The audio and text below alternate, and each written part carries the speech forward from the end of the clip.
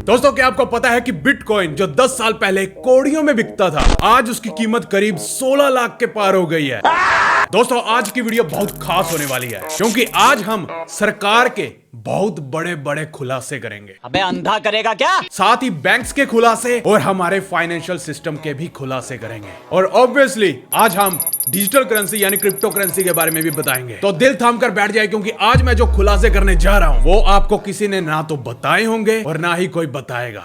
चलिए आज हम अपने अंदाज में शुरू करते हैं अपनी बदमाशी, because I too have freedom of speech. Hello what's up guys, मेरा नाम है Amritpal Singh and you are watching Badmash Icon. तो ज्यादा ढंग का चुतिया ना करते हुए चल गुरु हो जा शुरू।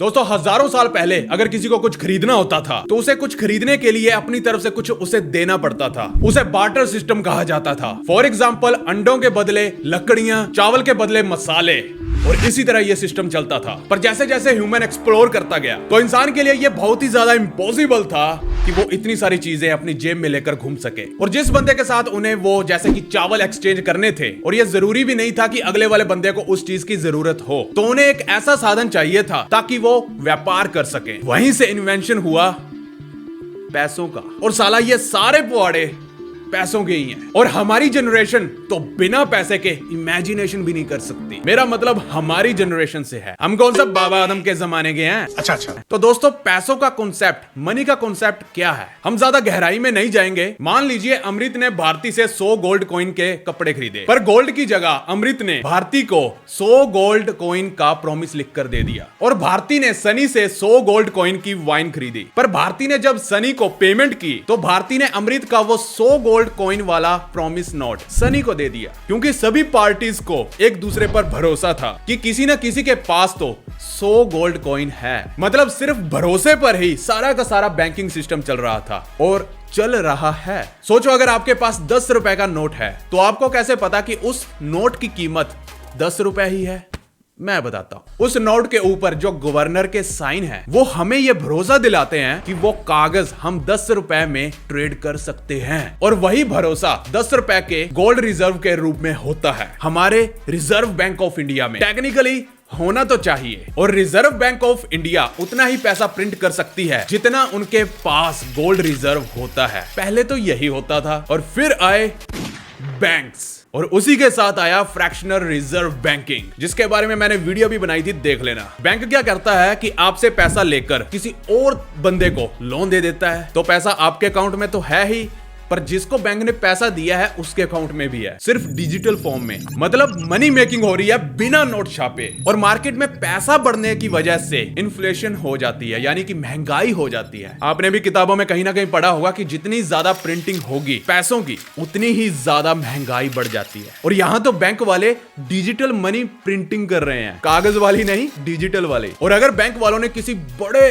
बिजनेसमैन को खासी रकम लोन पे दे रखी है और वो रकम अगर बैंक में वापस ना आए तो बैंक कंगाल हो जाता है, जैसे कि पिछले कुछ सालों से हो रहा है। यस बैंक, पीएमसी बैंक, ये सारे एग्जाम्पल तो हमारे पास ही हैं। और फिर सरकार उन कंगाल बैंक वालों को बेल आउट करवाने के लिए सरकारी बॉन्ड इशू करती है और मार्केट में और ज्यादा करेंसी प्रिंट हो जाती है, चाहे वो पेपर के रूप में हो या डिजिटल, जिससे और ज्यादा महंगाई बढ़ जाती है। एक राज की बात बताऊं, ये जो महंगाई है ना, ये सरकार और बैंक्स दोनों मिलकर बढ़ा रहे हैं। आपस में इनकी कोई कुचू मुचू चलती रहती है और सारा बोझ आप जैसे आम आदमी पर आ पड़ता है। अगर लोन देना ही है तो किसी गरीब लोगों को या रिसर्च करने के लिए देते। ये साले चूतिए नीरव मोदी या विजय माल्या को नहीं, जो देश का पैसा भी खा गए और महंगाई भी बढ़ा गए। सन 2000 से लेकर अब तक महंगाई 250% से भी ऊपर बढ़ गई है, इन्हीं कारणों के चलते। मतलब ये बैंक वालों की करतूतों के चलते, और इन महापुरुषों के भी। 2008 की मंदी भी बैंकिंग सिस्टम फेल होने की वजह से ही हुई थी। जिस भरोसे पर विश्वास करके हम अपना पैसा बैंक में जमा करवाते हैं, वैसे तो इन बैंकों पर भरोसा करने लायक ही नहीं है। और सरकार की गारंटी पता नहीं हमें और कितनी महंगाई दिखाएगी। सन 2008 में सतोशी नाकामोटो नाम के एक बंदे ने एक पेपर इंटरनेट पर पब्लिश किया, जिसमें उसने एक ऐसी करेंसी के बारे में दुनिया को बताया जिसका ना तो कोई सेंट्रल बैंक होगा और ना ही उसको कोई हैक कर सकेगा। और दुनिया में कहीं भी करेंसी ट्रांसफर करने के लिए किसी भी बैंकिंग सिस्टम की जरूरत नहीं होगी। ऐसी है ये करेंसी, और हर ट्रांजेक्शन बिना किसी ट्रांजेक्शन फीस के हो सकेगी। उस करेंसी को नाकामोटो ने नाम दिया बिटकॉइन, जो कि एक क्रिप्टोग्राफी पर बेस्ड है, मतलब एक इंटरनेट की करेंसी। और क्योंकि इसे सिर्फ क्रिप्टो करेंसी माइनिंग से ही जनरेट किया जा सकता है, तो ये एक तरह से गोल्ड रिजर्व का काम करती है। और जो मनी ट्रांसफर होती है वो कैश की तरह होती है, इरिवर्सिबल। एक बार पेमेंट होगी तो हो गई, वापस नहीं आएगी, जिसकी वजह से इसके अंदर कोई ट्रस्ट इशू भी नहीं होगा। क्या तकलीफ है इनको? आखिर क्या है ये बिटकॉइन? क्या हम इसे टच कर सकते हैं? नहीं, हम इसे टच नहीं कर सकते। सिंपली बात करें तो बिटकॉइन एक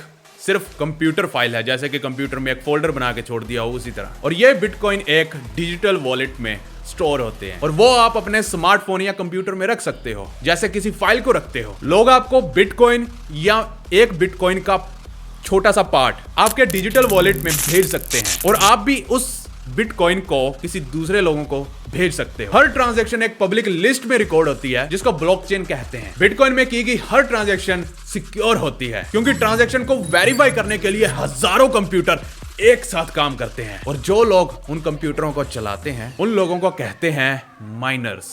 और हर ट्रांजैक्शन वेरीफाई करने पर उनको रिवॉर्ड्स के रूप में बिटकॉइंस मिलते हैं, मतलब इनाम के तौर पर। और यह अंदाजा लगाया जा रहा है कि टोटल 21 मिलियन बिटकॉइन ही माइन किए जा सकते हैं। अब बात करते हैं कि अगर बिटकॉइन इतना ही ज्यादा सिक्योर है तो इसे करेंसी के रूप में क्यों नहीं एक्सेप्ट करते? वो इसलिए क्योंकि एक तो बिटकॉइन वॉलेटाइल है, मतलब स्टेबल नहीं है, इसका प्राइस बहुत ज्यादा ऊपर नीचे होता रहता है। और दूसरा ये क्योंकि सरकार और बैंकों का धंधा चौपट हो जाएगा, इसलिए बैंक और सरकार हमेशा इसके खिलाफ ही रहते हैं, क्योंकि तब उनका कोई कंट्रोल नहीं ना रह पाएगा। ये जो आपस में कुचू मुचू करते रहते हैं बैंक और सरकार, वो नहीं ना कर पाएंगे और भुगतना आम आदमी को पड़ता है इनकी कुचू मुचू के चलते। इसलिए बहुत सारी कंट्रीज ने तो बिटकॉइन को बैन भी कर रखा है। पर वहीं वेस्टर्न कंट्रीज में बड़ी बड़ी कॉर्पोरेट इसे एज ए पेमेंट मेथड भी एक्सेप्ट करने लगी है। जापान में तो बिटकॉइन से सैलरी पे की जा रही है, लेकिन हम बिटकॉइन को डेली ट्रांजैक्शन के लिए इस्तेमाल में नहीं ले पा रहे हैं, क्योंकि इसकी एक इनहेरेंट प्रॉपर्टी ये भी है कि इसके अंदर ट्रांजैक्शन होने में 10 मिनट का टाइम लग जाता है। फॉर एग्जांपल, आप पेमेंट करो ऐसे करके और 10 मिनट बाद जाके उसको पेमेंट आएगी दुकानदार को, तो वहां पर थोड़ा ना खड़े रहोगे। पर वही ट्रांजैक्शन अगर आप दूसरे देशों में पैसा ट्रांसफर करने के लिए यूज में लेते हो तो ये एक बिल्कुल इफेक्टिव तरीका है, क्योंकि कोई भी फीस नहीं देनी पड़ती, जैसे पेपैल में देना पड़ता है, फलाना ढिमकाना में, इसमें कोई फीस नहीं देनी पड़ेगी और 10 मिनट में ट्रांसफर भी हो जाते हैं। दोस्तों, बिटकॉइन को अभी मेन स्ट्रीम करेंसी में आने में काफी टाइम लगेगा, पर इन्वेस्टमेंट के नजरिए से देखें तो ये एक न्यू एसेट क्लास है, जैसे कि गोल्ड है, म्यूचुअल फंड है और स्टॉक है। पर वो पुराने इन्वेस्टमेंट के तरीके थे, ये बिल्कुल नया है। दोस्तों, जहां इस कोरोना काल में बाकी स्टॉक्स की हालत बुरी पड़ी हुई थी, वहीं बिटकॉइन का दाम लगातार बढ़ता जा रहा था और बिटकॉइन ने तो छप्पड़ फाड़ के लोगों को रिटर्न्स दिए। इस साल करीब 100% इसका भाव बढ़ गया और यही बड़ा भाव अब दूसरों का भाव नहीं दे रहा है। मुझे यहाँ विकास करना है। और 10 साल पहले जहां बिटकॉइन सिर्फ 70 रुपए का था, वो आज 16 लाख का आंकड़ा पार कर चुका है। बड़ी बड़ी कंपनी जैसे पेपैल, जेपी मॉर्गन, वॉलमार्ट और अमेज़न जैसी कंपनियों ने तो बिटकॉइन में इन्वेस्ट करना भी शुरू कर दिया है। और big influencers like Tesla CEO Elon Musk, Twitter के सीईओ जैक डोर्सी और भी काफी बड़े बड़े इन्फ्लुएंसर्स इस एसेट क्लास में इन्वेस्ट किए हुए हैं, क्योंकि उनको बिटकॉइन का फ्यूचर चमकदार दिख रहा है। इंडिया में भी क्रिप्टो करेंसी ने अपने पैर जमाने शुरू कर दिए हैं। 2018 में आरबीआई ने क्रिप्टो करेंसी की खरीद पर रोक लगा दी थी और यह तर्क दिया था कि इससे मनी लॉन्ड्रिंग की जा सकती है और इल्लीगल एक्टिविटी के लिए बिटकॉइन में पेमेंट की जा सकती है। पर फाइनली 2020 में वो बैन सुप्रीम कोर्ट ने हटा दिया, यह कहते हुए कि ये अनकॉन्स्टिट्यूशनल है। और आरबीआई ये साबित भी नहीं कर पाया था कि क्रिप्टो करेंसी से यानी कि बिटकॉइन से बैंकिंग सिस्टम को कोई नुकसान हो पाया, जिसके बाद क्रिप्टो करेंसी में इन्वेस्टमेंट लीगल हो गई। अब चाहे तो आप आजादी से इस क्रिप्टो करेंसी में इन्वेस्ट कर सकते हो और अपना पोर्टफोलियो बना सकते हो। आज की डेट में मार्केट में ढेरों सारी क्रिप्टो एक्सचेंज ऑपरेट कर रही हैं, जिनमें आप आसानी से क्रिप्टो करेंसी खरीद सकते हो इन्वेस्टमेंट पर्पस के लिए। उन्हीं में से एक है कॉइन स्विच कुबेर, जिसमें आप 100 से भी ज्यादा क्रिप्टो करेंसीज को बेच या खरीद सकते हो। इसका इंटरफेस भी यूजर फ्रेंडली है। ये एंड्रॉइड और आईफोन दोनों प्लेटफॉर्म पर अवेलेबल है। सिर्फ एक क्लिक में आप कॉइन स्विच कुबेर से क्रिप्टो करेंसी खरीद सकते हो। यह स्विगी और अमेज़न के ऊपर ऑर्डर करने जैसा है। कॉइन स्विच कुबेर में पिछले 8 महीने में करीब 8 लाख लोगों ने ग्लोबली साइन अप किया है। इसमें बेस्ट बात तो यह है कि इसमें आप 100 रुपए से भी शुरुआत कर सकते हो। 100 रुपए में आपको क्रिप्टो करेंसी का फ्रैक्शन मिल जाएगा। जरूरी नहीं है कि आपको पूरा बिटकॉइन खरीदना पड़े। अगर आपके पास 16-17 लाख हैं, पैसा है, तो आप खरीद सकते हो पूरा का पूरा। सिक्योरिटी फीचर के लिए केवाईसी करवानी जरूरी होती है, जिसमें पैन कार्ड, आधार कार्ड और आपकी सेल्फी लेने की जरूरत पड़ेगी और आपके सिर्फ कीमती 5 मिनट और आपकी केवाईसी डन हो जाएगी। दोस्तों कॉइन स्विच कुबेर का विड्रॉल प्रोसेस एकदम सीमलेस एंड इंस्टेंट है और इंडियन करेंसी में है। इसमें इन्वेस्टमेंट करना भी उतना ही आसान और स्ट्रेट फॉरवर्ड है। दोस्तों अगर आप भी क्रिप्टो में ट्रेडिंग करना चाहते हो तो इस बात का ध्यान जरूर रखें कि इसमें किसी से लोन लेकर या उधार लेकर पैसा इन्वेस्ट ना करें। चाहे आपको जितनी मर्जी अपॉर्चुनिटी मिले उतना ही पैसा इसके अंदर इन्वेस्ट करें जितना कि आपका लॉस भी हो जाए, नुकसान भी हो जाए तो आपको कोई भी दिक्कत ना हो, क्योंकि क्रिप्टो करेंसी अभी नई है और बहुत ज्यादा वोलेटाइल भी। अपॉर्चुनिटी के साथ साथ हाई रिस्क फैक्टर को भी ध्यान में रखते हुए इन्वेस्टमेंट करें। अब आप मुझे यह बताओ कि आपको बैंकिंग सिस्टम और क्रिप्टो सिस्टम में से कौन सा सिस्टम ज्यादा अच्छा लगा और क्या आपको लगता है कि क्रिप्टो करेंसी ही फ्यूचर है? मुझे तो लगता है, और अगर आपको भी लगता है तो नीचे कमेंट सेक्शन में जरूर बताना। बाकी ये बैंक वाले ना हरामी है। आज के लिए इतना ज्ञान बहुत हुआ। वीडियो अच्छी लगी तो शेयर ठोको और आज का लाइक एम नहीं रखता हूं तो ठोक देना। देखते हैं यार आज बिना लाइक एम के कितने लाइक करते हो।